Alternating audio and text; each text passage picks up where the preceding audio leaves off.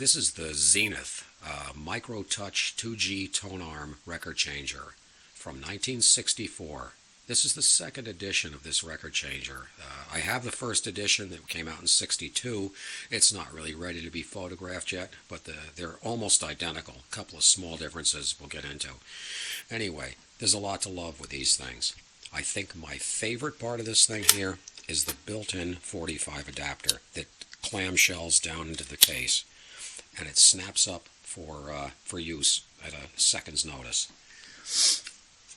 This operates very similarly to the Gerard. You don't need the overarm, by the way, when you're using 45s, in that it has a sensing arm to tell, number one, if there's records to be played. It comes over, touches the side of the record to tell what size the record is, drops the record, the arm swings in, and she plays. When there are no more records to play, the sensing arm comes farther in, and it knows to shut off, and it goes off butter smooth. Another cool item, it has a retractable needle brush right here. When it's in the cycle, as the arm's returning to the off position, there's a brush that automatically raises up out of here, brushes the needle, and then the brush sinks back down again. How cool is that?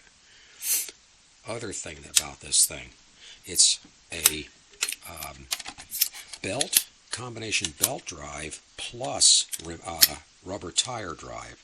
The turntable is a two-piece turntable. You have to have the 45 adapter up to get it off. It's got a two-piece turntable, heavyweight turntable. You lift off the top part, and the turntable sits on these soft rubber cushions for damping. And here's your belt drive from a flywheel, which drives from a rubber tire here, and then the motor's over here. So no motor noise. Extremely high quality. This changer, for as far as anyone knows, was made in-house by Zenith. This was not farmed out. It's not a VM product. It's not made by any other company that we can find. It was made by Zenith themselves.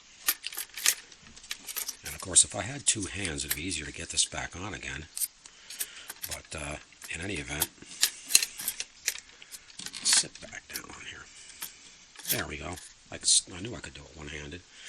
Anyway, other thing to love about this record changer, I've often said if there was ever one record changer I had to have, and just one, it would be this one. You lift up the tone arm. One of the other great things about this, their own cartridge. This was a high-performance ceramic cartridge. I believe was made by Electro Voice, even though it has a Zenith stamping right, an extrusion right in the case that says Zenith. May have been made in-house, but my thought is it was made by Electro Voice. It is actually insulated from the shell by tiny rubber cups under these pins here.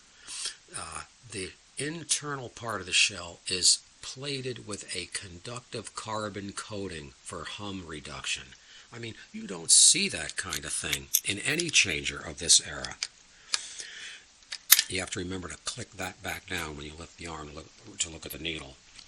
The first edition of these changers also, this arm could not be lifted up like that. To get to the needle, you could grab the shell and twist it 180 degrees to see the needle. That's about the only difference between the two. But anyway, there you have it, the Zenith Micro Touch 2G Tonearm record changer. They did go on to continue the Micro Touch 2G series, but they went back to Voice of Music changers after 1964. So why they made this, it was a great expense. Why they didn't continue it is anybody's guess, because they were very reliable, superior record changer. And they were mostly used in the consoles. I've only seen one that was in a standalone case or a bass. And I think someone made that, but they did a good job on it. I'm going to make a bass for this one. This was rescued out of a console, and that's where you're going to find them, the high-end consoles of '62 through '64 or '65. And anyway, that's it.